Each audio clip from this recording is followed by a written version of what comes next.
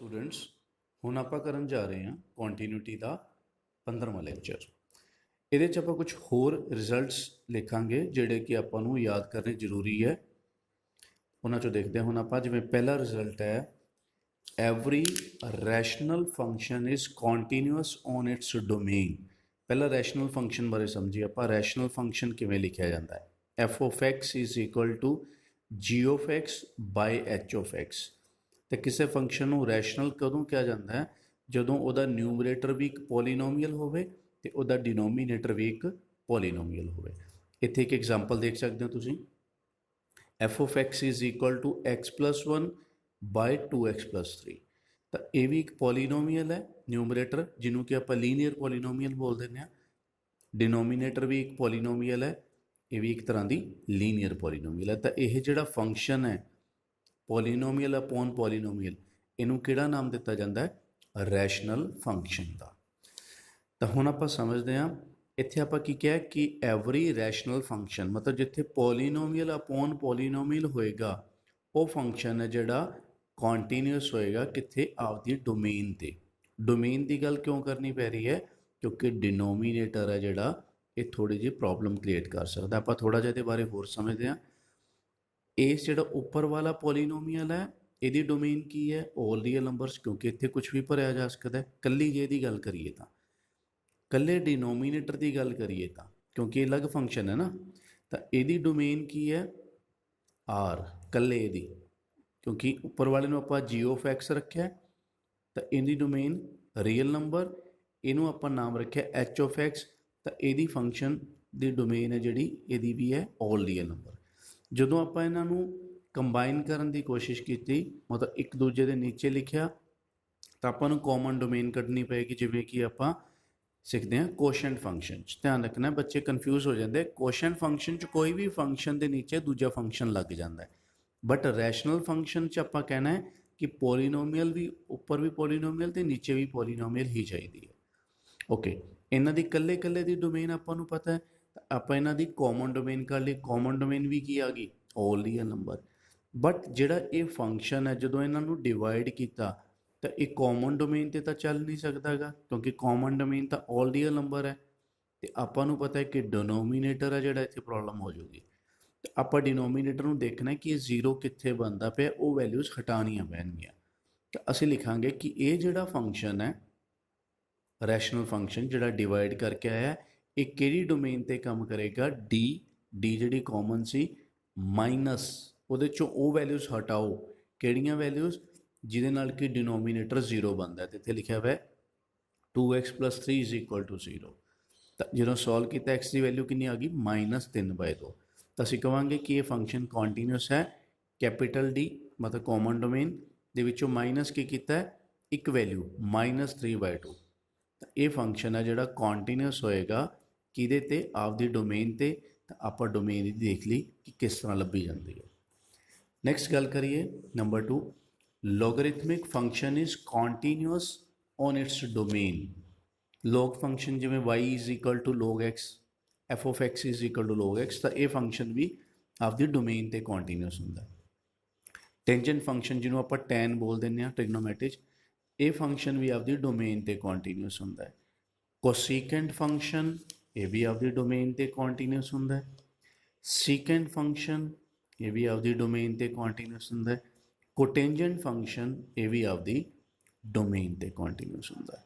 ਤਾਂ ਆਪਾਂ ਧਿਆਨ ਰੱਖਣਾ, ਆਪਣੇ ਕੋਲ ਟ੍ਰਿਗਨੋਮੈਟਰੀ 'ਚ ਟੋਟਲ 6 ਟੀ ਰੇਸ਼ੋਜ਼ ਹੈ, ਉਹਦੇ 'ਚੋਂ ਸਾਈਨ ਅਤੇ ਕੋਸ ਉਹ ਦੋਨੇ ਕੀ ਹੈ? Everywhere continuous. ਬਟ ਇਹ ਜਿਹੜੀਆਂ 4 ਹੈ ਇਹ ਕੰਟੀਨਿਊਸ ਹੈਗੀਆਂ ਆਪਦੀ ਡੋਮੇਨ 'ਤੇ। ਇਹ ਯਾਦ ਰੱਖਣਾ ਪਊਗਾ ਬੱਚਿਆਂ ਨੂੰ। ਉਸ ਤੋਂ ਬਾਅਦ ਗੱਲ ਕਰੀਏ ਇਨਵਰਸ ਟ੍ਰਿਗਨੋਮੈਟਰਿਕ ਫੰਕਸ਼ਨਸ 'ਤੇ। ਇਨਵਰਸ ਟ੍ਰਿਗਨੋਮੈਟਰੀ ਹਲੇ ਆਪਾਂ ਪੜ੍ਹਾਂਗੇ, ਤਾਂ ਉਹਦੇ 'ਚ ਆਪਾਂ ਸਿਰਫ ਇੱਕ ਵਾਰੀ ਇਹਦੇ ਬਾਰੇ ਲਿਖਣ ਲੱਗੇ ਹਾਂ ਕਿ ਇਹਨਾਂ ਦੀ ਕੰਟੀਨਿਊਟੀ ਬਾਰੇ ਕੀ ਕੁਛ ਆਪਾਂ ਯਾਦ ਰੱਖਣਾ ਹੈ। ਤਾਂ 6 ਹੀ ਆਪਣੇ ਕੋਲ ਇਨਵਰਸ ਟ੍ਰਿਗਨੋਮੈਟਰਿਕ ਫੰਕਸ਼ਨਸ ਹੁੰਦੇ ਆ।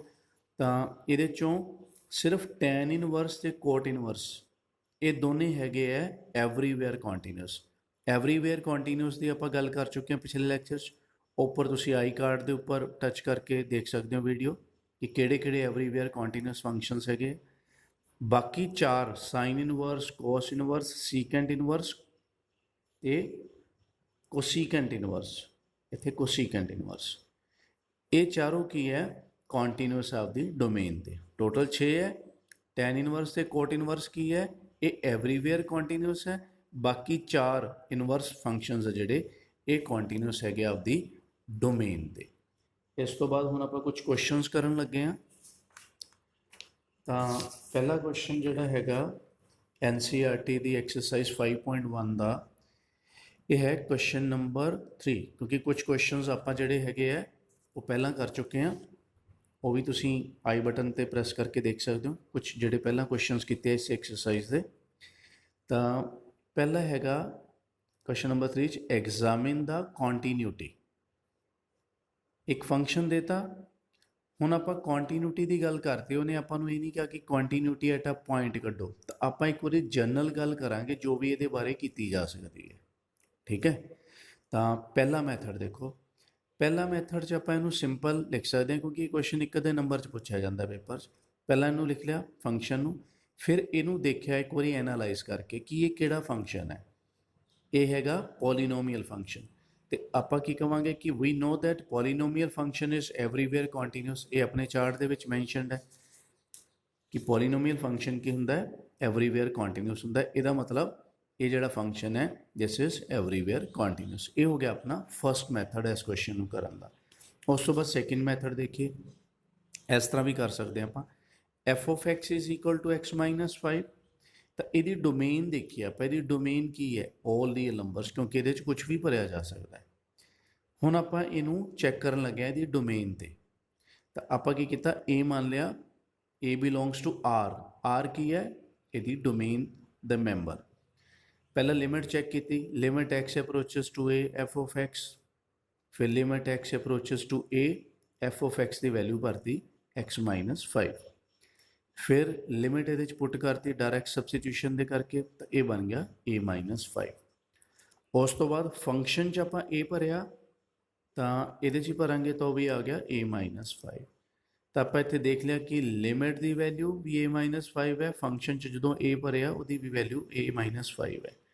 ਤਾਂ ਫੰਕਸ਼ਨ ਹੈ ਜਿਹੜਾ ਆਪਾਂ ਇੱਥੇ ਆਪਾਂ ਨੂੰ ਦੇਖਣ 'ਚ ਲੱਗ ਰਿਹਾ ਕਿ ਆਪਾਂ ਸਿਰਫ ਕੰਟੀਨਿਊਟੀ ਇੱਕ ਪੁਆਇੰਟ 'ਤੇ ਚੈੱਕ ਕੀਤੀ ਹੈ, ਬਟ ਨਹੀਂ, ਇੱਥੇ ਇਹ ਆਪਾਂ ਇੱਕ ਵੇਰੀਏਬਲ ਸਪੋਜ਼ ਕਰਕੇ ਚੱਲੇ ਹਾਂ ਡੋਮੇਨ ਦਾ। ਤਾਂ ਇਹ ਵੇਰੀਏਬਲ ਹੋਣ ਕਰਕੇ ਇਹ ਕੀ ਕਰੂਗਾ, ਹਰ ਇੱਕ ਰੀਅਲ ਨੰਬਰ ਇੱਕ ਇੱਕ ਕਰਕੇ ਇੱਥੇ ਚੈੱਕ ਕਰਵਾਊਗਾ, ਇਹ ਸਾਰਾ ਪ੍ਰੋਸੀਜਰ। ਤਾਂ ਇਹ ਇੱਕ ਪੁਆਇੰਟ ਨਹੀਂ ਹੈਗਾ, ਇਹ ਕੀ ਹੈ, ਪੂਰੀ ਦੀ ਪੂਰੀ ਡੋਮੇਨ ਦੀ ਗੱਲ ਕਰ ਰਿਹਾ। ਤਾਂ ਇਹਦਾ ਮਤਲਬ ਜੇ ਕੋਈ ਫੰਕਸ਼ਨ ਹੈ ਆਪਦੀ ਡੋਮੇਨ ਤੇ ਕੰਟੀਨਿਊਸ ਹੋ ਜੇ ਤਾਂ ਉਹਨੂੰ ਆਪਾਂ ਕੀ ਬੋਲਦੇ ਹਾਂ, ਕੰਟੀਨਿਊਸ ਫੰਕਸ਼ਨ। ਇਹ ਵੀ ਆਪਾਂ ਕੀਤਾ ਹੋਇਆ ਕਿ ਕੰਟੀਨਿਊਸ ਫੰਕਸ਼ਨ ਕਿਹੜਾ ਹੁੰਦਾ, ਇਹ ਵੀ ਤੁਸੀਂ ਆਈ ਬਟਨ ਤੇ ਪ੍ਰੈਸ ਕਰਕੇ ਦੇਖ ਸਕਦੇ ਹੋ ਕਿ ਕੰਟੀਨਿਊਸ ਫੰਕਸ਼ਨਸ ਕਿਹੜੇ ਆ, ਐਵਰੀਵੇਅਰ ਕੰਟੀਨਿਊਸ ਕਿਹੜੇ ਆ। ਤਾਂ ਇਹ ਫੰਕਸ਼ਨ ਕੰਟੀਨਿਊਸ ਹੈ ਕਿਉਂਕਿ ਆਪਦੀ ਡੋਮੇਨ ਤੇ ਕੰਟੀਨਿਊਸ ਹੈ। ਹਾਂ, ਕਿਉਂਕਿ ਇਹ ਸਾਰੀ ਡੋਮੇਨ ਇਹਦੀ ਕੀ ਹੈ, ਆਲ ਰੀਅਲ ਨੰਬਰਸ। ਤਾਂ ਜਿਹੜੇ ਫੰਕਸ਼ਨ ਸਾਰੇ ਰੀਅਲ ਨੰਬਰਸ 'ਤੇ ਕੰਟੀਨਿਊਸ ਹੁੰਦੇ ਆ ਉਹਨੂੰ ਆਪਾਂ ਇਹ ਵੀ ਬੋਲ ਸਕਦੇ ਹਾਂ ਕਿ ਫੰਕਸ਼ਨ ਇਜ਼ ਐਵਰੀਵੇਅਰ ਕੰਟੀਨਿਊਸ। ਤਾਂ ਧਿਆਨ ਰੱਖਣਾ ਕਿਸੇ ਟਰਮ 'ਚ ਆਪਾਂ ਕਨਫਿਊਜ਼ ਨਹੀਂ ਹੋਣਾ ਗਾ। ਓਕੇ, ਸੈਕਿੰਡ ਹੈਗਾ ਆਪਣੇ ਕੋਲੇ, ਐਸੇ ਦਾ ਸੈਕਿੰਡ ਪਾਰਟ ਹੈ ਥਰਡ ਦੇ। ਇਹ ਹੈਗਾ ਕਿ f of x is equal to 1 by x minus 5 where x is not equal to 5। ਤਾਂ ਫਸਟ ਮੈਥਡ ਸਮਝਦੇ ਹਾਂ ਪਹਿਲਾਂ ਆਪਾਂ। ਫਸਟ ਮੈਥਡ ਦੇ ਅਕੋਰਡਿੰਗ ਪਹਿਲਾਂ ਆਪਾਂ ਇਹਦੀ ਡੋਮੇਨ ਦੀ ਗੱਲ ਕਰੀਏ ਤਾਂ ਇਹਦੀ ਡੋਮੇਨ ਆਪਾਂ ਨੂੰ ਪਤਾ ਹੈ ਸਾਰੇ ਰੀਅਲ ਨੰਬਰਸ ਹੋ ਸਕਦੇ ਆ, ਬਟ 5 ਨਹੀਂ ਇਹਦੇ 'ਚ ਭਰਿਆ ਜਾ ਸਕਦਾ ਕਿਉਂਕਿ ਨੀਚੇ 0 ਬਣ ਜਾਏਗਾ। ਤਾਂ ਡੋਮੇਨ ਹੋ ਗਈ r minus 5। ਹੁਣ ਆਪਾਂ ਇਹਨੂੰ ਚੈੱਕ ਕਰਨਾ ਹੈ ਇਹਦੀ ਡੋਮੇਨ ਵਾਸਤੇ। ਤਾਂ ਅਸੀਂ ਕੀ ਕਰਾਂਗੇ, a ਸਪੋਜ਼ ਕਰ ਲਿਆ ਇੱਕ ਕਿਹਦੇ 'ਚੋਂ, ਇਹਦੀ ਡੋਮੇਨ 'ਚੋਂ। ਤਾਂ a ਤੇ ਲਿਮਿਟ ਚੈੱਕ ਕਰੀਏ, limit x approaches to a, function choose ਕਰ ਲਿਆ। ਜਦੋਂ ਲਿਮਿਟ ਭਰੀ ਇਹਦੇ 'ਚ ਤਾਂ ਕੀ ਆ ਗਿਆ, 1 by a minus 5।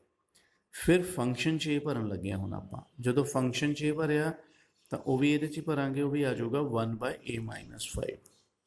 ਤਾਂ ਲਿਮਿਟ ਦੀ ਵੈਲਿਊ ਤੇ ਫੰਕਸ਼ਨ ਦੀ ਵੈਲਿਊ a ਤੇ ਦੋਨੇ ਕਿੰਨੀ ਹੈ, ਸੇਮ। ਤਾਂ ਇਹ ਫੰਕਸ਼ਨ ਨੂੰ ਆਪਾਂ ਕੀ ਬੋਲ ਸਕਦੇ ਹਾਂ, function is continuous on its domain. ਇੱਥੇ ਵੀ ਉਹੀ ਗੱਲ ਹੈ ਕਿ ਇਹਨੂੰ ਆਪਾਂ a ਨੂੰ ਇੱਕ ਪੁਆਇੰਟ ਨਹੀਂ ਕਹਿ ਰਹੇਗੇ, ਇਹ ਹੈ ਜਿਹੜਾ ਇੱਕ ਇੱਕ ਕਰਕੇ ਸਾਰੀ ਡੋਮੇਨ ਬਾਰੇ ਗੱਲ ਕਰ ਰਿਹਾ। ਇਹਦਾ ਮਤਲਬ ਸਾਡਾ ਫੰਕਸ਼ਨ ਪੂਰੀ ਡੋਮੇਨ ਤੇ ਕੰਟੀਨਿਊਸ ਹੈ। ਤੇ ਜਿਹੜਾ ਫੰਕਸ਼ਨ ਪੂਰੀ ਡੋਮੇਨ ਤੇ ਕੰਟੀਨਿਊਸ ਹੁੰਦਾ ਹੈ ਉਹਨੂੰ ਆਪਾਂ ਕਹਿੰਦੇ ਹੁੰਦੇ ਹਾਂ ਕੰਟੀਨਿਊਸ ਫੰਕਸ਼ਨ। ਇਹਦਾ ਸੈਕਿੰਡ ਮੈਥਡ ਇਸ ਤਰ੍ਹਾਂ ਵੀ ਕਰ ਸਕਦੇ ਬੱਚੇ, ਇਹ ਵੀ ਦੇਖ ਲਓ। ਤਾਂ ਐਫ ਆਫ ਐਕਸ ਕੀ ਹੈ 1/x-5। ਆਪਾਂ ਅੱਜ ਹੀ ਪੜ੍ਹਿਆ ਸੀ ਇਸੇ ਲੈਕਚਰ 'ਚ ਰੈਸ਼ਨਲ ਫੰਕਸ਼ਨ ਬਾਰੇ। ਰੈਸ਼ਨਲ ਫੰਕਸ਼ਨ ਉਹ ਹੁੰਦਾ ਜਿਹਦੇ 'ਚ ਨਿਊਮਰੇਟਰ ਵੀ ਪੋਲੀਨੋਮੀਅਲ ਹੋਵੇ, ਡਿਨੋਮੀਨੇਟਰ ਵੀ ਪੋਲੀਨੋਮੀਅਲ ਹੋਵੇ। ਤਾਂ ਇਹਦੇ 'ਚ ਕੀ ਹੈ, ਨਿਊਮਰੇਟਰ ਵੀ ਪੋਲੀਨੋਮੀਅਲ ਹੈ, ਇਕੱਲਾ 1 ਹੈ। ਤਾਂ ਇਹਨੂੰ ਪੋਲੀਨੋਮੀਅਲ ਨੂੰ ਆਪਾਂ ਲੋਅਰ ਕਲਾਸਿਸ 'ਚ ਕੀ ਪੜ੍ਹਦੇ ਹਾਂ, ਕੌਨਸਟੈਂਟ ਪੋਲੀਨੋਮੀਅਲ। ਇਹ ਵਾਲੀ ਜਿਹੜੀ ਪੋਲੀਨੋਮੀਅਲ ਹੈ ਇਹਨੂੰ ਬੋਲਦੇ ਨੇ ਲੀਨੀਅਰ ਪੋਲੀਨੋਮੀਅਲ। ਤਾਂ ਨਿਊਮਰੇਟਰ ਤੇ ਡਿਨੋਮੀਨੇਟਰ ਦੋਨੇ ਪੋਲੀਨੋਮੀਅਲ ਹੋ ਗਏ, ਤਾਂ ਇਹਦਾ ਮਤਲਬ ਕੀ ਹੈ, ਇੱਕ ਰੈਸ਼ਨਲ ਫੰਕਸ਼ਨ ਬਣ ਗਿਆ। ਤੇ ਰੈਸ਼ਨਲ ਫੰਕਸ਼ਨ ਬਾਰੇ ਆਪਾਂ ਕੀ ਪੜ੍ਹਿਆ ਸੀਗਾ ਕਿ ਰੈਸ਼ਨਲ ਫੰਕਸ਼ਨ ਹੈ ਜਿਹੜਾ ਉਹਦੀ ਡੋਮੇਨ ਤੇ ਕੰਟੀਨਿਊਸ ਹੁੰਦਾ ਹੈ। ਆ ਦੇਖੋ ਉਹੀ ਲਿਖਿਆ, ਪਹਿਲਾਂ ਦੀ ਡੋਮੇਨ ਦੀ ਗੱਲ ਕੀਤੀ, ਡੋਮੇਨ ਹੈ all real numbers except 5। ਆ ਦੇਖੋ, since a rational function is continuous at every point of its domain, ਜਿਹੜੀ ਕਿ ਮੈਂ ਹੁਣੇ ਤੁਹਾਨੂੰ ਦੱਸ ਰਿਹਾ ਸੀ ਕਿ ਰੈਸ਼ਨਲ ਫੰਕਸ਼ਨ ਆਪਦੀ ਡੋਮੇਨ ਤੇ ਕੰਟੀਨਿਊਸ ਹੁੰਦਾ ਹੀ ਹੁੰਦਾ ਹੈ, ਆਪਣੇ ਚਾਰਟ ਦੇ ਵਿੱਚ ਲਿਖਿਆ ਹੋਇਆ ਹੈ। ਇਸ ਕਰਕੇ ਇਹ ਫੰਕਸ਼ਨ ਵੀ ਹੈ ਜਿਹੜਾ ਕੰਟੀਨਿਊਸ ਹੋਏਗਾ ਆਪਦੀ ਡੋਮੇਨ ਤੇ। ਠੀਕ ਹੈ, ਇਹ ਅਲੱਗ-ਅਲੱਗ ਮੈਥਡ ਇਸ ਕਰਕੇ ਦੱਸ ਰਿਹਾ ਤਾਂ ਕਿ ਤੁਸੀਂ ਜਦੋਂ ਕਿਤੇ ਹੋਰ ਪੜ੍ਹੋਗੇ ਤਾਂ ਤੁਹਾਨੂੰ ਇਹ ਨਾ ਲੱਗੇ ਕਿ ਮੇਰਾ ਕਿਹੜਾ ਮੈਥਡ ਠੀਕ ਹੈ, ਇਸ ਤਰ੍ਹਾਂ ਕਰਾਂ ਉਸ ਤਰ੍ਹਾਂ ਕਰਾਂ। ਤਾਂ ਆਪਾਂ ਡਿਫਰੈਂਟ ਤਰੀਕੇ ਨਾਲ ਐਕਸਪਲੇਨ ਕਰ ਸਕਦੇ ਹਾਂ ਕੰਟੀਨਿਊਸ ਫੰਕਸ਼ਨਸ ਨੂੰ। ਓਕੇ, ਨੈਕਸਟ ਦੇਖਦੇ ਹਾਂ। ਨੈਕਸਟ ਹੈ ਥਰਡ ਪਾਰਟ ਹੈ ਇਹਦਾ, f of x is equal to x square minus 25 by x plus 5 where x is not equal to -5। ਤਾਂ ਪਹਿਲੇ ਦੀ ਡੋਮੇਨ ਦੀ ਗੱਲ ਕਰੀਏ ਤਾਂ ਡੋਮੇਨ ਆਲ ਰੀਅਲ ਨੰਬਰਸ ਹੈ, ਬਟ ਇਹਦੇ 'ਚ -5 ਨਹੀਂ ਭਰਿਆ ਜਾ ਸਕਦਾ ਕਿਉਂਕਿ ਡਿਨੋਮੀਨੇਟਰ 0 ਬਣ ਜਾਊਗਾ।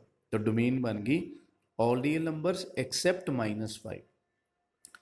ਤਾਂ ਹੁਣ ਆਪਾਂ ਕੀ ਕਰਾਂਗੇ, ਇੱਕ ਮੈਂਬਰ ਲੈ ਕੇ ਚੱਲਾਂਗੇ ਡੋਮੇਨ 'ਚੋਂ। ਪਹਿਲਾਂ a ਤੇ ਲਿਮਿਟ ਚੈੱਕ ਕਰਨ ਲੱਗੇ ਹਾਂ। ਆ ਦੇਖੋ ਲਿਮਿਟ ਚੱਲ ਰਹੀ ਹੈ, ਫੰਕਸ਼ਨ ਲਗਾਤਾ, ਲਿਮਿਟ 'ਚ ਡਾਇਰੈਕਟ ਹੀ ਭਰਤਾ। ਠੀਕ ਹੈ ਜੀ, ਇਹ ਆ ਗਈ ਲਿਮਿਟ ਦੀ ਵੈਲਿਊ। ਉਸ ਤੋਂ ਬਾਅਦ ਫੰਕਸ਼ਨ 'ਚ a ਭਰਨ ਲੱਗੇ ਹਾਂ ਇੱਥੇ ਹੀ। ਤਾਂ ਜਦੋਂ ਇੱਥੇ ਭਰਿਆ ਇਹ ਵੀ ਲਿਮਿਟ ਦੇ ਬਰਾਬਰ ਹੀ ਆ ਗਿਆ। ਤਾਂ ਆਪਾਂ ਬੋਲ ਸਕਦੇ ਹਾਂ ਕਿ ਲਿਮਿਟ ਦੀ ਵੈਲਿਊ ਤੇ ਫੰਕਸ਼ਨ ਦੀ ਵੈਲਿਊ a ਤੇ ਦੋਨੇ ਕੀ ਹੈ, ਬਰਾਬਰ ਹੈ। ਇਹਦਾ ਮਤਲਬ ਜੇ ਫੰਕਸ਼ਨ ਹੈ ਜਿਹੜਾ, ਫੰਕਸ਼ਨ ਦੀ ਵੈਲਿਊ a ਤੇ ਲਿਮਿਟ ਦੀ ਵੈਲਿਊ ਬਰਾਬਰ ਆ ਜਾਣ ਤਾਂ ਉਹਨੂੰ ਆਪਾਂ ਕੀ ਬੋਲਦੇ ਹਾਂ, ਫੰਕਸ਼ਨ ਹੈ ਸਾਡਾ ਕੰਟੀਨਿਊਸ ਹੋ ਗਿਆ ਆਪਦੀ ਡੋਮੇਨ ਤੇ। ਜਿਹੜੇ ਫੰਕਸ਼ਨ ਕੰਟੀਨਿਊਸ ਹੁੰਦੇ ਆਪਦੀ ਡੋਮੇਨ ਤੇ ਉਹਨਾਂ ਨੂੰ ਬੋਲਿਆ ਜਾਂਦਾ ਹੈ ਕੰਟੀਨਿਊਸ ਫੰਕਸ਼ਨਸ। ਸੈਕਿੰਡ ਮੈਥਡ ਦੇਖੀਏ। ਸੈਕਿੰਡ ਮੈਥਡ 'ਚ ਪਹਿਲਾਂ ਡੋਮੇਨ ਲਿਖ ਲਈ ਆਪਾਂ, ਠੀਕ ਹੈ। ਉਸ ਤੋਂ ਬਾਅਦ ਇਹ ਫੰਕਸ਼ਨ ਲਿਖ ਲਿਆ। ਇਹ ਫੰਕਸ਼ਨ ਹੈ ਜਿਹੜਾ, ਇਹ ਆਪਾਂ ਨੂੰ ਪਤਾ ਹੈ ਕਿ x ਹੈ ਜਿਹੜਾ ਉਹ -5 ਦੇ ਬਰਾਬਰ ਨਹੀਂ ਹੈਗਾ ਗਾ। ਤਾਂ ਪਹਿਲਾਂ ਆਪਾਂ ਇਹਦੇ ਫੈਕਟਰਸ ਬਣਾ ਲਓ a² - b² ਵਾਲੇ ਫਾਰਮੂਲੇ ਨਾਲ। ਫਿਰ ਉਸ ਤੋਂ ਬਾਅਦ ਇਹਨੂੰ ਆਪਾਂ ਸਾਈਡ 'ਤੇ ਲਿਖਣ ਲੱਗੇ ਹਾਂ ਕਿ x -5 ਦੇ ਬਰਾਬਰ ਨਹੀਂ ਹੈਗਾ। ਠੀਕ ਹੈ, -5 ਨੂੰ ਇੱਧਰ ਲਿਆਂਦਾ ਤਾਂ ਕੀ ਹੋ ਗਿਆ, x + 5 0 ਦੇ ਬਰਾਬਰ ਨਹੀਂ ਹੈਗਾ। ਇਹਦਾ ਮਤਲਬ ਇੱਥੇ x + 5 ਨੂੰ ਆਪਾਂ x + 5 ਨਾਲ ਕੱਟ ਸਕਦੇ ਹਾਂ। ਠੀਕ ਹੈ, ਧਿਆਨ ਰੱਖਣਾ ਉੱਪਰ ਗਲਤ ਲਿਖਿਆ ਗਿਆ ਸੀ, ਉਹ ਮੈਂ ਕਰੈਕਟ ਕਰਤਾ ਕਿ ਇਹ ਕੈਂਸਲ ਕਰਤਾ ਕਿਉਂਕਿ ਇਹ ਨੋਨ ਜ਼ੀਰੋ ਹੈਗਾ। ਓਕੇ, ਤਾਂ ਹੁਣ ਆਪਣੇ ਕੋਲ ਫੰਕਸ਼ਨ ਬਚਿਆ ਕੀ ਹੈ, ਸਿਰਫ x + 5। ਹੁਣ ਆਪਾਂ ਕੀ ਕਰਾਂਗੇ, a ਮੈਂਬਰ ਰੱਖ ਲਿਆ ਆਪਦੀ ਡੋਮੇਨ ਦਾ। ਡੋਮੇਨ ਇਹਦੀ a ਨਹੀਂ ਰੱਖਣੀ, ਧਿਆਨ ਰੱਖਣਾ ਬੱਚਿਆਂ ਨੇ, ਡੋਮੇਨ ਉਹੀ ਰੱਖਣੀ ਆਪਾਂ ਜਿਹੜੀ ਇਹਦੀ ਸ਼ੁਰੂ ਵਾਲੇ ਫੰਕਸ਼ਨ ਦੀ ਹੈ। ਇਹ ਨਾ ਹੋਵੇ ਕਿ ਕੱਟਣ ਤੋਂ ਬਾਅਦ ਬੱਚੇ ਇਹਦੀ ਡੋਮੇਨ ਲਿਖਦੇ ਨੇ ਆਲ ਰੀਅਲ ਨੰਬਰਸ, ਤਾਂ ਉਹ ਗਲਤ ਹੈ। ਡੋਮੇਨ ਇਹਦੀ ਇਹੀ ਰਹੇਗੀ ਜੋ ਸ਼ੁਰੂ 'ਚ ਹੈ। ਓਕੇ, ਤਾਂ a ਬਿਲੋਂਗ ਕਰਦਾ ਡੋਮੇਨ ਨੂੰ। ਲਿਮਿਟ ਦੀ ਵੈਲਿਊ ਕੱਢੀਏ, ਆ ਫੰਕਸ਼ਨ ਸਿਲੈਕਟ ਹੋ ਗਿਆ, ਲਿਮਿਟ ਇਹਦੇ 'ਚ ਭਰਤੀ। ਉਸ ਤੋਂ ਬਾਅਦ ਫੰਕਸ਼ਨ ਦੇ ਵਿੱਚ ਆਪਾਂ a ਭਰਨ ਲੱਗੇ ਹਾਂ, ਉਹ ਵੀ ਕਿੰਨਾ ਆ ਗਿਆ, a + 5, ਕਿਉਂਕਿ ਹੁਣ ਇਹਦੇ 'ਚ ਭਰ ਰਹੇ ਹਾਂ। ਲਿਮਿਟ ਦੀ ਵੈਲਿਊ ਤੇ ਫੰਕਸ਼ਨ ਦੀ ਵੈਲਿਊ ਦੋਨੇ ਹੀ ਕਿੰਨੀਆਂ ਆ ਗਈਆਂ, a + 5। ਤਾਂ ਇਹਦਾ ਮਤਲਬ ਕੀ ਹੈ, ਫੰਕਸ਼ਨ ਹੈ ਜਿਹੜਾ ਕੰਟੀਨਿਊਸ ਹੈ ਆਪਦੀ ਡੋਮੇਨ ਤੇ। ਠੀਕ ਹੈ, ਇੱਕ ਵਾਰੀ ਦੇਖੀ ਚਲੋ ਕਿ ਕਿੰਨੇ ਮੈਥਡਸ ਆਪਾਂ ਲਿਖ ਸਕਦੇ ਹਾਂ, ਇਹਨੂੰ ਕਿੰਨੇ ਤਰੀਕਿਆਂ ਨਾਲ ਐਕਸਪਲੇਨ ਕੀਤਾ ਜਾ ਸਕਦਾ। ਥਰਡ, ਇਹ ਵੀ ਇੱਕ ਮੈਥਡ ਬਹੁਤ ਅੱਛਾ, ਇਹਦੇ ਨਾਲ ਵੀ ਐਕਸਪਲੇਨੇਸ਼ਨ ਹੋ ਸਕਦੀ ਹੈ ਕਿਉਂਕਿ ਹੁਣ ਆਪਾਂ ਇਹਦੇ ਨਾਲ ਵੀ ਫੈਮੀਲੀਅਰ ਆ। ਤਾਂ ਥਰਡ ਮੈਥਡ ਦੇ ਅਕੋਰਡਿੰਗ ਅਸੀਂ ਕੀ ਕਿਹਾ ਕਿ ਉੱਪਰ ਇੱਕ ਪੋਲੀਨੋਮੀਅਲ ਹੈ, ਨੀਚੇ ਵੀ ਪੋਲੀਨੋਮੀਅਲ ਹੈ। ਇਹਨੂੰ ਕੁਆਡਰੈਟਿਕ ਪੋਲੀਨੋਮੀਅਲ ਬੋਲਦੇ ਹਾਂ ਕਿਉਂਕਿ ਡਿਗਰੀ 2 ਹੈ, ਇਹਦੀ ਡਿਗਰੀ 1 ਹੈ, ਇਹਨੂੰ ਲੀਨੀਅਰ ਪੋਲੀਨੋਮੀਅਲ ਬੋਲਦੇ ਹਾਂ। ਤਾਂ ਜਦੋਂ ਵੀ ਪੋਲੀਨੋਮੀਅਲ ਬਾਈ ਪੋਲੀਨੋਮੀਅਲ ਆਏਗਾ ਤਾਂ ਆਪਾਂ ਨੂੰ ਪਤਾ ਹੈ ਇਹ ਫੰਕਸ਼ਨ ਹੋ ਗਿਆ ਰੈਸ਼ਨਲ ਫੰਕਸ਼ਨ। ਠੀਕ ਹੈ, ਇਹਦੀ ਡੋਮੇਨ ਦੇਖੀਏ ਆਪਾਂ, ਡੋਮੇਨ ਆਪਾਂ ਉੱਪਰ ਵੀ ਗੱਲ ਕੀਤੀ ਹੈ, ਤਾਂ ਡੋਮੇਨ ਇਹਦੀ r ਮਾਈਨਸ ਕਰਲੀ ਬ੍ਰੈਕਟਸ -5 ਹੈ। ਤਾਂ ਹੁਣ ਆਪਾਂ ਇਹਦੇ 'ਚ ਸਿੰਪਲ ਲਿਖਾਂਗੇ ਜੋ ਆਪਣੇ ਸਟੈਂਡਰਡਾਈਜ਼ਡ ਰਿਜ਼ਲਟ ਹੈ। ਕੀ ਹੈ ਉਹ ਕਿ ਸਿੰਸ ਆ rational function is continuous at every point of its domain. ਸਾਨੂੰ ਪਤਾ ਹੈ ਕਿ ਰੈਸ਼ਨਲ ਫੰਕਸ਼ਨ ਆਪਦੀ ਡੋਮੇਨ ਦੇ ਹਰੇਕ ਪੁਆਇੰਟ ਤੇ ਕੰਟੀਨਿਊਸ ਹੈ। ਇਸ ਕਰਕੇ ਇਹ ਫੰਕਸ਼ਨ ਰੈਸ਼ਨਲ ਫੰਕਸ਼ਨ ਹੋਣ ਕਰਕੇ ਇਹ ਵੀ ਕੀ ਹੋਏਗਾ, ਕੰਟੀਨਿਊਸ ਹੋਏਗਾ ਆਪਦੀ ਡੋਮੇਨ ਤੇ। ਇਸ ਤਰ੍ਹਾਂ ਵੀ ਐਕਸਪਲੇਨ ਆਪਾਂ ਕਰ ਸਕਦੇ ਹਾਂ। ਓਕੇ, ਨੈਕਸਟ ਦੇਖੀਏ ਡੀ ਪਾਰਟ ਹੈ ਜਿਹੜਾ F of X is modulus of X -5। ਤਾਂ ਪਹਿਲਾਂ ਇਹਦੀ ਡੋਮੇਨ ਦੀ ਗੱਲ ਕਰੀਏ ਤਾਂ ਇਹਦੇ 'ਚ ਆਪਾਂ ਕੁਝ ਵੀ ਭਰ ਸਕਦੇ ਹਾਂ, ਕੋਈ ਵੀ ਰੀਅਲ ਨੰਬਰ। ਤਾਂ ਇਹਦੀ ਡੋਮੇਨ ਹੋ ਗਈ ਆਰ। ਤਾਂ ਆਪਾਂ ਇੱਕ ਏ ਚੱਲ ਪਏ ਰੀਅਲ ਨੰਬਰ ਦੇ ਵਿੱਚੋਂ। ਤਾਂ ਪਹਿਲਾਂ ਲਿਮਿਟ ਦੀ ਵੈਲਿਊ ਕੱਢਣ ਲੱਗੇ ਹਾਂ, ਇੱਥੇ ਆ ਗਿਆ, ਇੱਥੇ ਫੰਕਸ਼ਨ ਦੀ ਵੈਲਿਊ ਆ ਗਈ। ਉਸ ਤੋਂ ਬਾਅਦ ਫੰਕਸ਼ਨ ਦੇ ਵਿੱਚ ਆਪਾਂ ਲਿਮਿਟ ਭਰਤੀ ਡਾਇਰੈਕਟ ਸਬਸਟੀਟਿਊਸ਼ਨ ਨਾਲ, ਇੱਥੇ ਖਤਮ ਹੋ ਗਈ ਲਿਮਿਟ ਦੀ ਵੈਲਿਊ। ਫਿਰ ਫੰਕਸ਼ਨ 'ਚ ਏ ਭਰਨ ਲੱਗੇ ਹਾਂ, ਉਹ ਜਦੋਂ ਆਪਾਂ ਇਹਦੇ 'ਚ ਭਰਿਆ ਉਹ ਆ ਗਿਆ, ਉਹ ਵੀ ਸੇਮ ਆ ਗਿਆ a -5 ਦਾ ਮੋਡੂਲਸ। ਤਾਂ ਲਿਮਿਟ ਦੀ ਵੈਲਿਊ ਤੇ ਫੰਕਸ਼ਨ ਦੀ ਵੈਲਿਊ a ਤੇ ਦੋਨੋਂ ਹੀ ਕੀ ਆ ਰਹੀਆਂ, ਮੋਡੂਲਸ a -5, ਦੋਨੇ ਬਰਾਬਰ ਹੀ ਆ ਰਹੀਆਂ। ਤਾਂ ਆਪਾਂ ਕਹਿ ਸਕਦੇ ਹਾਂ ਕਿ ਫੰਕਸ਼ਨ ਹੈ ਜਿਹੜਾ ਉਹ ਕੰਟੀਨਿਊਸ ਹੋ ਗਿਆ ਆਪਦੀ ਡੋਮੇਨ ਤੇ। ਤਾਂ ਜਿਹੜੇ ਫੰਕਸ਼ਨ ਆਪਦੀ ਡੋਮੇਨ ਤੇ ਕੰਟੀਨਿਊਸ ਹੁੰਦੇ ਉਹਨਾਂ ਨੂੰ ਕਿਹਾ ਜਾਂਦਾ ਹੈ ਕੰਟੀਨਿਊਸ ਫੰਕਸ਼ਨ। ਬਟ ਇੱਥੇ ਆਪਾਂ ਇੱਕ ਹੋਰ ਚੀਜ਼ ਦੇਖੀਏ ਕਿ ਇਹਦੀ ਡੋਮੇਨ ਕੀ ਹੈ, 올 ਰੀਅਲ ਨੰਬਰ। ਤਾਂ ਇਹਦੀ ਡੋਮੇਨ 올 ਰੀਅਲ ਨੰਬਰ ਹੈ, ਇਹਦਾ ਮਤਲਬ ਇਹ ਫੰਕਸ਼ਨ ਆਪਦੀ ਡੋਮੇਨ ਤੇ ਕੰਟੀਨਿਊਸ ਹੋਣ ਦਾ ਮਤਲਬ ਕਿ ਆਪਦੀ ਰੀਅਲ ਨੰਬਰ ਤੇ ਕੰਟੀਨਿਊਸ ਹੈ ਸਾਰਿਆਂ ਤੇ। ਤੇ ਜਿਹੜੇ ਫੰਕਸ਼ਨ ਰੀਅਲ ਨੰਬਰ ਤੇ ਕੰਟੀਨਿਊਸ ਹੁੰਦੇ ਆ ਉਹਨਾਂ ਨੂੰ ਆਪਾਂ ਇੱਕ ਟਾਈਟਲ ਹੋਰ ਦੇ ਸਕਦੇ ਹਾਂ, ਉਹ ਕੀ ਹੈ, ਐਵਰੀਵੇਅਰ ਕੰਟੀਨਿਊਸ ਦਾ। ਤੇ ਇਹਨੂੰ ਆਪਾਂ ਐਵਰੀਵੇਅਰ ਕੰਟੀਨਿਊਸ ਫੰਕਸ਼ਨ ਵੀ ਕਹਿ ਸਕਦੇ ਹਾਂ ਤੇ ਇਕੱਲਾ ਕੰਟੀਨਿਊਸ ਫੰਕਸ਼ਨ ਵੀ ਕਹਿ ਸਕਦੇ ਹਾਂ। Thank you for watching.